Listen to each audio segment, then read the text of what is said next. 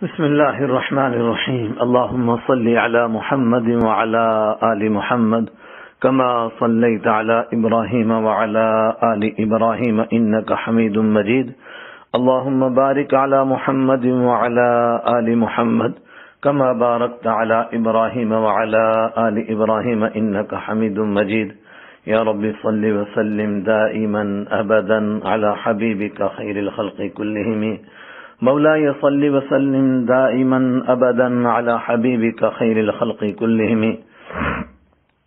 سامعین کرام، حضرت رسول اکرم صلی اللہ علیہ وسلم کی حیات طیبہ کی ہم ورق گردانی کر رہے ہیں اور 9 مجلسوں میں آپ اس سے پہلے شریک ہو چکے. گزشتہ مجلس میں ہم نے دین کے لیے قربانیاں دینے والوں کے کچھ موٹے موٹے احوال کا تذکرہ کیا تھا. آپ کی مجلس اس لحاظ سے بہت اہم ہے کہ مجھے لگتا ہے انشاءاللہ سیرت کی کتابوں میں آپ یہ مضمون پہلی مرتبہ سنیں گے. شاید آپ کو کم ملے گا یہ سیرت کی کتابوں میں مضمون. وہ یہ کہ ایک سوال ہے، مکہ المکرمہ کو حضرت ابراہیم علیہ السلام کے ذریعے سے پروردگار نے ایک نئی بنیادوں پر تعمیر فرمایا اور خالص توحید کے اوپر اس کی بنیاد رکھی گئی. بیت اللہ شریف اس میں بنا اور پروردگار نے حکم دیا طہرا بیتی للطائفین، طواف کرنے والوں کے لیے، اعتکاف کرنے والوں کے لیے، یہاں قیام کرنے والوں کے لیے، یعنی خالص اللہ کی عبادت کرنے والوں کے لیے اس گھر کو کفر و شرک سے اور ہر قسم کی گندگی سے پاک رکھیے. تو سوال یہ ہے کہ وہ شہر جو خالص توحید کی بنیاد پر آباد کیا گیا، اس توحید والے شہر میں پاک شہر کے اندر ناپاک مشرک کہاں سے آئے؟ یعنی مکہ پاک میں ناپاک مشرک کہاں سے آئے؟ یہ آج کا اہم مضمون ہے. عام طور پر سیرت کی کتابوں میں یہ نہیں ملتا ہے. اس سوال کا جواب، اور ہر آدمی کو یہ سوال کرنے کا حق ہے کہ مکہ میں جو لوگ تھے وہ حضرت ابراہیم علیہ السلام کی اولاد ہیں یا وہ لوگ ہیں جو ان کی اولاد کے راستے پر چل پڑے تھے، ان کے دین کو قبول کر لیا تھا، تو پھر آخر ان کے اندر شرک کہاں سے آیا؟ اس میں کوئی شک نہیں کہ مشرکوں اور کافروں نے ظلم کرنے میں کوئی کسر نہیں چھوڑی تھی، اور صحابہ کرام بھی صبر و استقامت اور ہمت و برداشت کے ایسے پہاڑ بن گئے تھے کہ کوئی ایک بھی قصہ تاریخ میں ایسا نہیں آ سکا کہ مار پیٹ اور مصیبتوں پریشانیوں کی وجہ سے کسی ایک ایمان والے کے ایمان میں دراڑ آ گئی ہو. آگ کے انگارے ان کی چربیوں سے بجھ تو گئے، لیکن ایمان کی شمع کو بجھاتے تو کیا، پھونک مارنے کی بھی کوئی نہیں سوچ سکا. یہ سب کچھ صحیح ہے، لیکن یہاں ایک بڑا سوال پیدا ہوتا ہے جو میں نے ابھی عرض کیا، جو مکہ کی تاریخ جاننے والے اور تاریخ پڑھنے والے ہر آدمی کے دل میں ضرور انگڑائی لیتا ہوگا. وہ سوال یہ ہے کہ مکہ کے لوگ تو موحد اعظم سیدنا حضرت ابراہیم علیہ السلام اور ان کے بیٹے اونچی شان والے پیغمبر حضرت اسماعیل علیہ السلام کے خاندان کے لوگ تھے. کچھ دوسرے قبیلے بھی دائیں بائیں سے آئے، لیکن وہ بھی ان کے رشتہ دار بن گئے اور انہی میں گل مل گئے تھے، اور یقینی طور پر انہی کی سوچ کو انہوں نے اپنا لیا تھا. اور کئی سالوں سے مکہ میں حکومت بھی انہی قریشیوں کی تھی. پھر ان میں یہ شرک کہاں سے آ گیا؟ نبیوں کی اولاد اتنی بگڑ گئی کہ کفر و شرک تک پہنچ گئی. ایسا کیوں اور کیسے ہوا؟ اس کا جواب ہمیں ادھر ادھر دائیں بائیں ڈھونڈنے کی ضرورت نہیں، بلکہ خود قرآن پاک نے اس کا تفصیل کے ساتھ جگہ جگہ جواب دیا ہے، جس کا خلاصہ اور نچوڑ 12ویں صدی کے بہت بڑے اور مشہور عالم دین مسند الہند حضرت شاہ ولی اللہ محدث دہلوی رحمہ اللہ تعالی نے اپنی کتاب الفوز الکبیر فی اصول التفسیر و حجت اللہ البالغہ میں پیش کیا ہے. ہم بھی اسی کے مطابق اس کی ایک جھلک دکھانے کی کوشش کریں گے. مکہ کے لوگ جو حضرت ابراہیم علیہ السلام کے خاندان میں سے تھے، بہت ہی کم وہ لوگ تھے جو اللہ تعالیٰ کے منکر تھے. اللہ تعالیٰ کے منکر وہ نہیں تھے، ورنہ زیادہ لوگ وہ تھے جو اللہ تعالیٰ کو بھی مانتے تھے اور اللہ تعالیٰ کی عظیم قدرت کا اقرار بھی کرتے تھے، بلکہ وہ تو اس بات کو بھی تسلیم کرتے تھے کہ بڑے بڑے سارے کام صرف اللہ تعالیٰ ہی اپنی قدرت سے انجام دیتے ہیں، اور یہ ان کو اپنے اجداد سے وراثت میں ملا تھا۔ خود قرآن پاک اس کا اعلان کر رہا ہے، قرآن پاک میں ہے وَلَئِن سَأَلْتَهُم مَّنْ خَلَقَ السَّمَاوَاتِ وَالْأَرْضَ لَيَقُولُنَّ اللَّهُ قُلْ أَفَرَأَيْتُم مَّا تَدْعُونَ مِن دُونِ اللَّهِ إِنْ أَرَادَنِيَ اللَّهُ بِضُرٍّ هَلْ هُنَّ كَاشِفَاتُ ضُرِّهِ أَوْ أَرَادَنِي بِرَحْمَةٍ هَلْ هُنَّ مُمْسِكَاتُ رَحْمَتِهِ قُلْ حَسْبِيَ اللَّهُ عَلَيْهِ يَتَوَكَّلُ الْمُتَوَكِّلُونَ۔ اور اگر تم ان سے پوچھو کہ آسمانوں اور زمین کو کس نے پیدا کیا ہے تو وہ ضرور یہی کہیں گے کہ اللہ نے۔ ان سے کہو ذرا مجھے یہ بتاؤ کہ تم اللہ کو چھوڑ کر جن کو پکارتے ہو، اگر اللہ مجھے کوئی نقصان پہنچانے کا ارادہ کر لے تو کیا یہ اس کے پہنچائے ہوئے نقصان کو دور کر سکتے ہیں؟ یا اگر اللہ مجھ پر مہربانی فرمانا چاہے تو کیا یہ اس کی رحمت کو روک سکتے ہیں؟ کہو کہ میرے لیے اللہ ہی کافی ہے، بھروسہ رکھنے والے اسی پر بھروسہ رکھتے ہیں۔ سورہ زمر آیت نمبر 37۔ اور سنیے وَلَئِن سَأَلْتَهُم مَّنْ خَلَقَ السَّمَاوَاتِ وَالْأَرْضَ وَسَخَّرَ الشَّمْسَ وَالْقَمَرَ لَيَقُولُنَّ اللَّهُ فَأَنَّىٰ يُؤْفَكُونَ۔ اور اگر تم ان سے پوچھو کہ کون ہے جس نے آسمانوں اور زمین کو پیدا کیا اور سورج اور چاند کو کام پر لگایا تو وہ ضرور یہی کہیں گے کہ اللہ نے۔ پھر آخر یہ لوگ کہاں سے اوندھے پڑ جاتے ہیں، کدھر الٹے پھیر دیے جاتے ہیں۔ سورہ عنکبوت آیت نمبر 61۔ اور سنیے وَلَئِن سَأَلْتَهُم مَّن نَّزَّلَ مِنَ السَّمَاءِ مَاءً فَأَحْيَا بِهِ الْأَرْضَ مِن بَعْدِ مَوْتِهَا لَيَقُولُنَّ اللَّهُ قُلِ الْحَمْدُ لِلَّهِ بَلْ أَكْثَرُهُمْ لَا يَعْقِلُونَ۔ اور اگر تم ان سے پوچھو کہ کون ہے جس نے آسمان سے پانی برسایا پھر اس کے ذریعے زمین کے مردہ ہونے کے بعد اسے زندگی بخشی تو وہ ضرور کہیں گے کہ اللہ نے۔ کہو الحمدللہ، لیکن ان میں سے اکثر لوگ عقل سے کام نہیں لیتے۔ سورہ عنکبوت آیت نمبر 63۔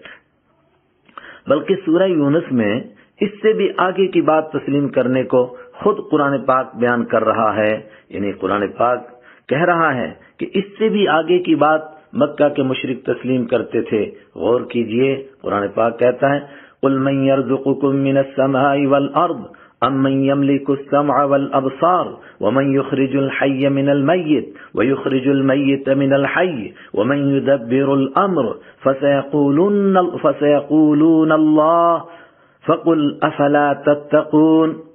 اے پیغمبر صلی اللہ علیہ وسلم، آپ ان مشرکین سے کہیے کون ہے جو تمہیں آسمان اور زمین سے رزق پہنچاتا ہے، یا بھلا کون ہے جو سننے اور دیکھنے کی قوتوں کا مالک ہے، اور کون ہے جو جاندار کو بے جان سے اور بے جان کو جاندار سے باہر نکال لاتا ہے، اور کون ہے جو ہر کام کا انتظام کرتا ہے۔ تو یہ لوگ کہیں گے کہ اللہ، تو تم ان سے کہو کہ کیا پھر بھی تم اللہ سے نہیں ڈرتے۔ سورہ یونس آیت نمبر 31۔ اور سنیے فَذَلِكُمُ اللَّهُ رَبُّكُمُ الْحَقُّ فَمَاذَا بَعْدَ الْحَقِّ إِلَّا الضَّلَالُ فَأَنَّىٰ تُصْرَفُونَ۔ پھر اے لوگو، وہی اللہ ہے جو تمہارا مالک برحق ہے، پھر حق واضح ہو جانے کے بعد گمراہی کے سوا اور کیا باقی رہ گیا؟ اس کے باوجود تمہیں کوئی کہاں الٹا لیے جا رہا ہے۔ فَأَنَّىٰ تُصْرَفُونَ، پھر تم کدھر پھیر دیے جاتے ہو؟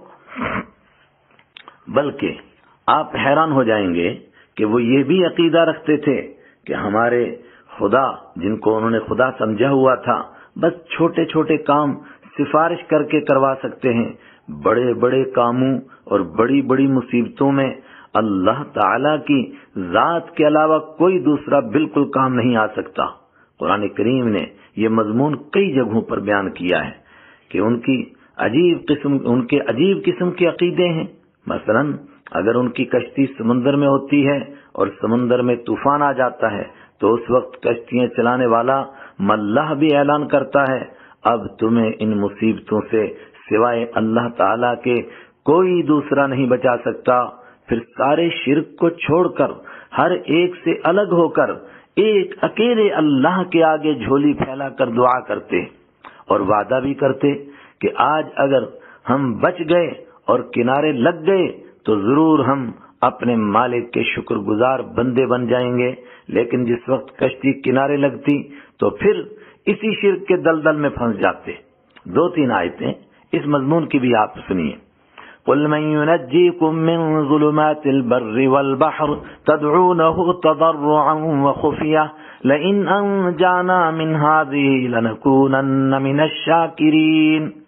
کہو خشکی اور سمندر کی تاریکیوں سے اس وقت کون تمہیں نجات دیتا ہے جب تم اسے گڑ گڑا کر اور چپکے چپکے پکارتے ہو اور یہ کہتے ہو کہ اگر اس نے ہمیں اس مصیبت سے بچا لیا تو ضرور ہم شکر گزار بندوں میں شامل ہو جائیں گے۔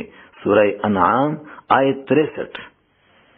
قل اللہ ینجیکم منہا ومن کل کرب ثم انتم تشرکون۔ آپ فرما دیجئے اللہ تعالیٰ ہی تم کو اس سے نجات دیتا ہے اور ہر ایک مصیبت سے پھر بھی تم شرک کرنے لگ جاتے ہو۔ سورہ انعام آیت 64۔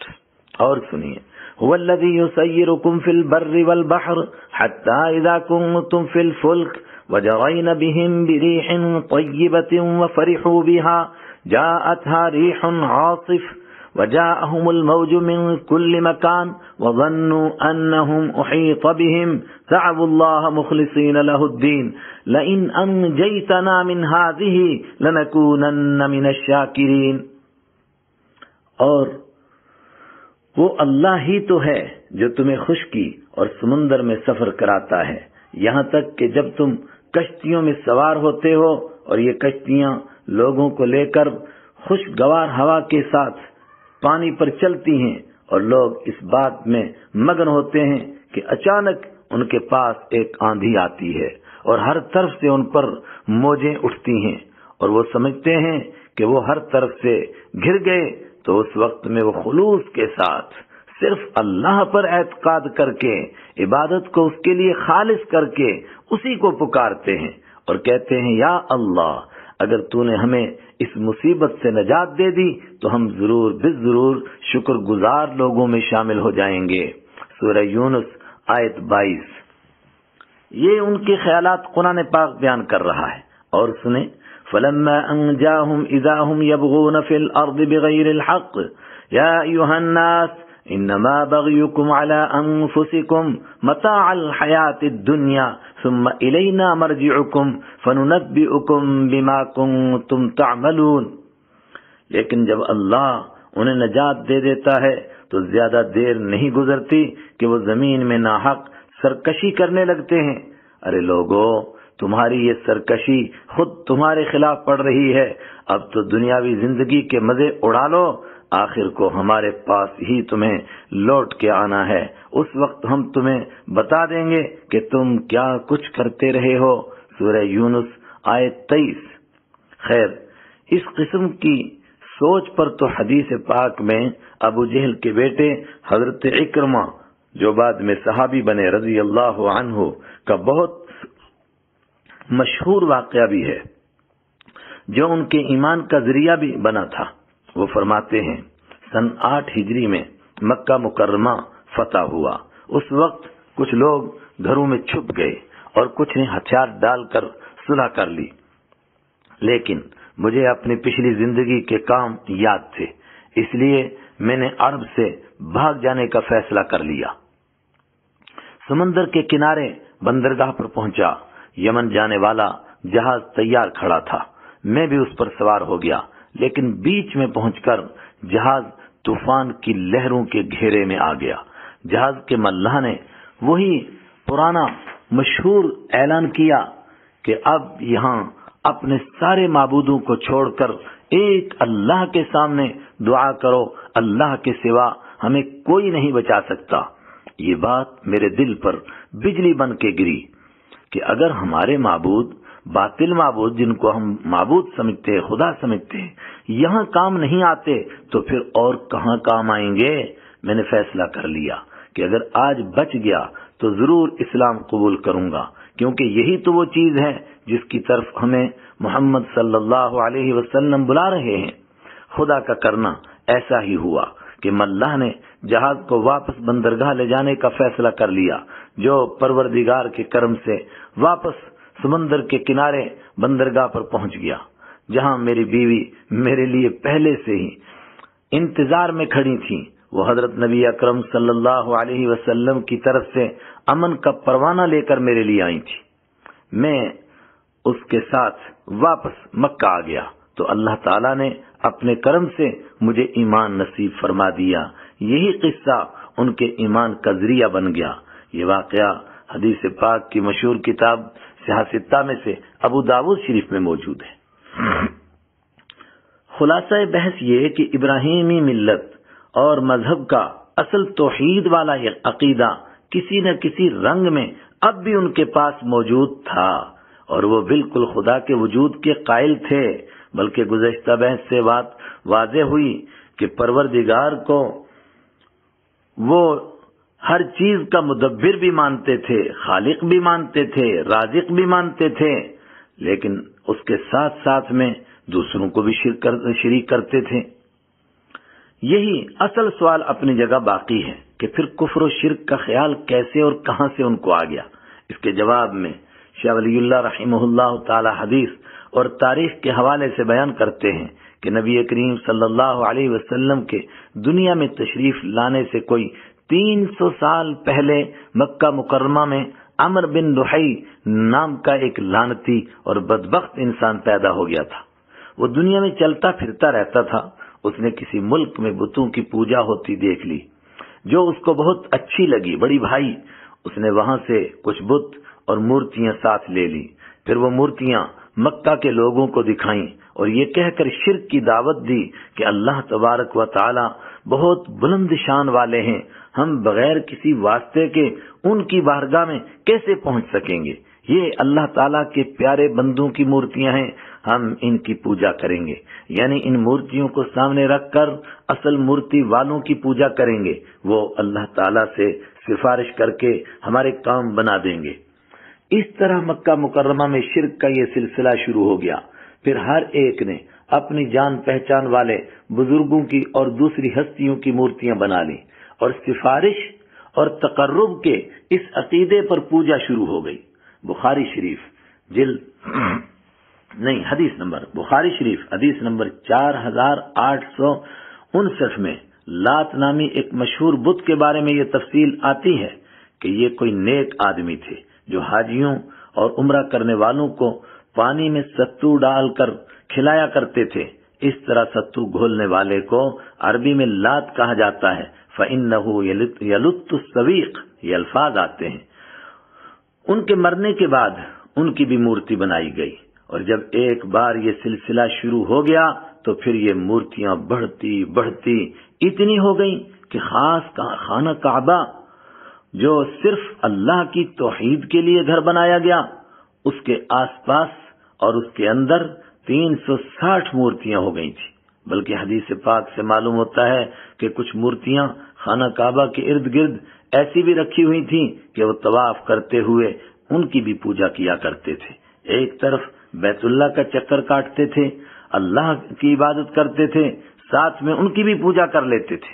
قرآن پاک نے ان کے اس عقیدے کو اس طرح بیان کیا، وَيَعْبُدُونَ مِن دُونِ اللَّهِ مَا لَا يَضُرُّهُمْ وَلَا يَنفَعُهُمْ وَيَقُولُونَ هَؤُلَاءِ شُفَعَاؤُنَا عِندَ اللَّهِ، اور یہ لوگ اللہ کو چھوڑ کر ان من گھڑت خداؤں کی عبادت کرتے ہیں جو ان کو کوئی نقصان پہنچا نہیں سکتے اور نہ ہی ان کو کوئی فائدہ دے سکتے ہیں، اور کہتے ہیں کہ یہ اللہ کے پاس ہمارے سفارش کرنے والے ہیں۔ اولئک شفعاؤنا عند اللہ، یہ اللہ کے پاس ہمارے سفارشی ہیں۔ سورہ یونس آیت 18۔ ایک دوسری جگہ انہی کے الفاظ میں یوں بیان فرمایا، والذین اتخذوا من دونه اولیاء ما نعبدهم إلا ليقربونا إلى الله زلفى، اور جن لوگوں نے اس اللہ کے بجائے دوسرے کارساز بنا لیے ہیں یہ کہہ کر کہ ہم ان کی عبادت صرف اس لیے کرتے ہیں کہ یہ ہمیں اللہ کے قریب کر دیں گے، یہ ہمیں اللہ سے قریب کر دیں گے۔ سورہ زمر آیت نمبر 3۔ ایک دوسری جگہ فرمایا وَإِذَا ذُكِرَ اللَّهُ وَحْدَهُ اشْمَأَزَّتْ قُلُوبُ الَّذِينَ لَا يُؤْمِنُونَ بِالْآخِرَةِ وَإِذَا ذُكِرَ الَّذِينَ مِن دُونِهِ إِذَا هُمْ يَسْتَبْشِرُونَ، اور جب کبھی تنہا اللہ کا ذکر کیا جاتا ہے تو جو لوگ آخرت پر ایمان نہیں رکھتے ان کے دل بیزار ہو جاتے ہیں، وہ چڑھنے لگتے ہیں، اور جب اس کے سوا دوسروں کا ذکر کیا جاتا ہے تو یہ لوگ خوشی سے کھلکھلا اٹھتے ہیں۔ یہ بنیاد ہے شرک کی، یعنی اللہ کے وجود کو تسلیم کرتے ہیں، اس کو اکیلا مانتے ہیں، خالق اور مالک اور رازق مانتے ہیں، لیکن سفارش کے نام پر ان کے ہاں شرک گھس گیا کہ ان کی سفارش کے بغیر ہم براہ راست اللہ کو کس طرح یاد کر سکتے ہیں۔ جب ایک مرتبہ پھسلے تو پھر پھسلتے ہی چلے گئے، عبادت اور اعمال میں نئی نئی بدعتیں بھی پیدا کر دی۔ اسی طرح عبادات اور اعمال میں بھی سیدنا ابراہیم علیہ السلام کے بتائے ہوئے سچے اور مقدس طریقے کا کچھ سایہ سا باقی رہ گیا تھا، ان میں بھی مشرکین نے عجیب طریقے سے بدعتیں نکال لی تھیں۔ مثال کے طور پر عرب کے کچھ قبیلوں نے ننگے ہو کر خانہ کعبہ کا طواف شروع کر لیا تھا۔ اس کے پیچھے بھی مکہ کے مشرکین کی یہ شرارت تھی کہ تم گاؤں کے لوگ گناہگار ہو، پھر جن کپڑوں کو تم پہن کر گناہ کرتے ہو ان کو لگا کر ان کو پہن کر اللہ کے گھر کا طواف کیسے کر سکتے ہو؟ اس لیے تم ہم سے کپڑے لے لیا کرو کیونکہ ہم بزرگوں کی اولاد ہیں، بخشے بخشائے ہیں۔ پھر ایک زمانہ بعد مکہ کے لوگوں نے کپڑوں پر کرایہ طے کر دیا جس پر لوگوں نے ننگے ہو کر طواف کرنا شروع کر لیا۔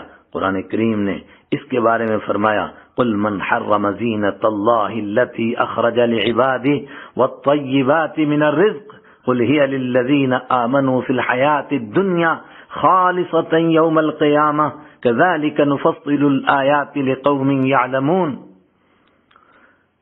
اے نبی صلی اللہ علیہ وسلم آپ فرما دیجئے کہ آخر وہ کون ہے جس نے زینت کے اس سامان کو حرام قرار دیا جو اللہ نے اپنے بندوں کے لیے پیدا کیا ہے، اور اسی طرح پاکیزہ رزق کی چیزوں کو؟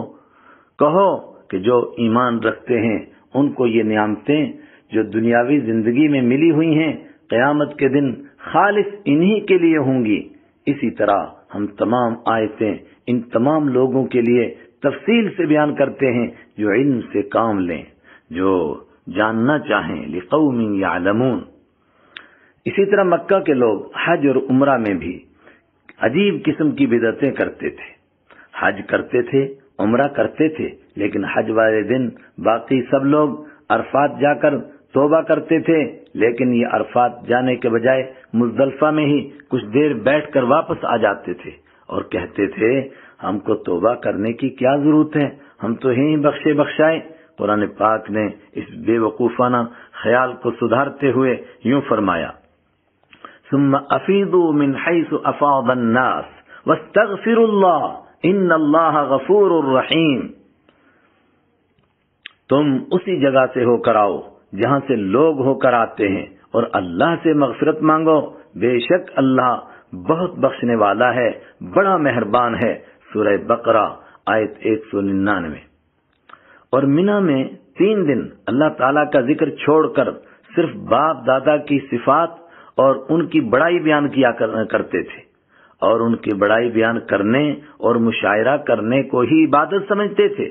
اس کے بارے میں بھی قرآن پاک نے مومنوں کو تعلیم دیتے ہوئے فرمایا فَإِذَا قَضَيْتُم مَّنَاسِكَكُمْ فَاذْكُرُوا اللَّهَ كَذِكْرِكُمْ آبَاءَكُمْ أَوْ أَشَدَّ ذِكْرًا۔ پھر جب تم اپنے حج کے کام پورے کر چکو تو اللہ کا اس طرح ذکر کرو جیسے تم اپنے باپ دادوں کا ذکر کیا کرتے تھے، بلکہ اس سے بھی زیادہ ذکر کرو۔ سورہ بقرہ آیت نمبر 200۔ اسی طرح اپنے مال و دولت، غلہ و اناج اور دوسری چیزوں میں سے خیرات بھی نکالتے تھے، جس کو ہم زکوٰۃ بھی کہہ سکتے ہیں، لیکن اس میں یہ عجیب طریقہ نکال لیا تھا کہ اپنی ساری آمدنی میں سے جو خیرات کرنی ہوتی تھی اس خیرات کو 2 حصوں میں بانٹ لیتے تھے. پھر ایک حصہ صرف اللہ تعالی کے نام پر غریب، یتیم، مسکین، بیوہ اور دوسرے ضرورت مندوں کو دیتے تھے، لیکن ایک حصہ خالص غیر اللہ کے نام پر نکالتے تھے، جو مذہبی لوگوں کو، یعنی جو مذہب کے نام پر پلتے تھے ان کو دیا جاتا تھا. لیکن جتنا غیر اللہ سے ڈرتے تھے اتنا اللہ سے نہیں ڈرتے تھے. اس بےہودہ خیال اور عقیدہ کو بیان کرتے ہوئے قرآن کریم فرماتا ہے جعلوا للہ مما ذرأ من الحرث والانعام نصیبا فقالوا هذا للہ بزعمهم وهذا لشركائنا فما كان لشركائهم فلا يصل الى الله وما كان لله فهو يصل الى شركائهم ساء ما يحكمون. اور اللہ نے جو کھیتیاں اور چوپائے پیدا کیے ہیں ان لوگوں نے ان میں سے بھی اللہ کا بس ایک حصہ مقرر کیا ہے، چنانچہ خود اپنے گمان سے یہ کہتے ہیں یہ حصہ تو اللہ کا ہے اور یہ ہمارے معبودوں کا ہے جن کو ہم خدائی میں اللہ کا شریک مانتے ہیں. پھر جو حصہ ان کے شریکوں کا ہوتا ہے تو وہ کبھی اللہ کے پاس نہیں پہنچتا، اور جو حصہ اللہ کا ہوتا ہے وہ ان کے گھڑے ہوئے معبودوں، گھڑے ہوئے خداؤں کو پہنچ جاتا ہے. ایسی بری بری باتیں ہیں جو انہوں نے طے کر رکھی ہیں. سورہ انعام آیت 136. اسی طرح نماز کا نام تو ابھی ان کو یاد تھا. حضرت ابراہیم علیہ السلام نے جو ان کو نماز سکھائی تھی کچھ نہ کچھ اس کا نام ان کو یاد تھا، لیکن نماز کی حقیقت بالکل ہی بھول گئے تھے. بیت اللہ شریف کے پاس بس سیٹیاں مارنا اور تالیاں بجانا، اسی کو وہ نماز پڑھنا سمجھتے تھے. قرآن پاک نے بیان فرمایا وَمَا كَانَ صَلَاتُهُمْ عِنْدَ الْبَيْتِ إِلَّا مُكَاءٌ وَتَصْدِيًّا فَذُوقُوا الْعَذَابَ بِمَا كُنتُمْ تَكْفُرُونَ. اور بیت اللہ کے پاس ان کی نماز سیٹیاں بجانے اور تالیاں پیٹنے کے سوا کچھ بھی نہیں. لہذا اے کافرو، اے نافرمانو، جو کافرانہ باتیں تم کرتے رہے ہو ان کی وجہ سے اب عذاب کا مزہ چکھو. سورہ انفال آیت 35. بس کچھ اسی طرح کا حال باقی عبادتوں کا بھی ہو گیا تھا، حالانکہ وہ آج بھی اپنے آپ کو پکا موحد، توحیدی یعنی ایک اللہ کو ماننے والا کہتے تھے، اور سیدنا حضرت ابراہیم علیہ السلام کے مذہب پر چلنے والا اپنے آپ کو حنیف یا حنفا کہتے تھے. جبکہ مسلمانوں کو اور حضرت رحمت عالم صلی اللہ علیہ وسلم کو بزرگوں کے راستے سے ہٹا ہوا اور بزرگوں کے مخالف خیال کرتے تھے. خاص کر سیدنا ابراہیم علیہ السلام کے دین کو چھوڑنے والا مانتے تھے. قرآن پاک نے اس الزام کا جواب دیتے ہوئے فرمایا وَمَن يَرْغَبُ عَن مِّلَّةِ إِبْرَاهِيمَ إِلَّا مَن سَفِهَ نَفْسَهُ وَلَقَدِ اصْطَفَيْنَاهُ فِي الدُّنْيَا وَإِنَّهُ فِي الْآخِرَةِ لَمِنَ الصَّالِحِينَ. اور کون ہے جو ابراہیم علیہ السلام کے طریقے سے انحراف کرے، ان کے طریقے سے منہ موڑ لے، سوائے اس شخص کے جو خود اپنے آپ کو حماقت میں مبتلا کر چکا ہو. حقیقت تو یہ ہے کہ ہم نے دنیا میں انہیں اپنے لیے چن لیا تھا، ابراہیم علیہ السلام کو، اور آخرت میں ان کا شمار صالحین میں ہوگا.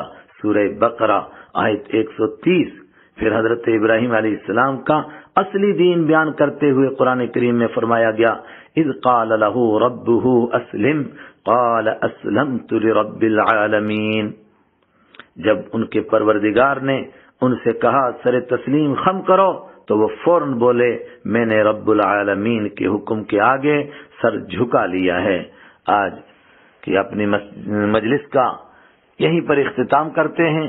انتظار کیجیے اگلی مجلس کا. وآخر دعوانا ان الحمد للہ رب العالمین.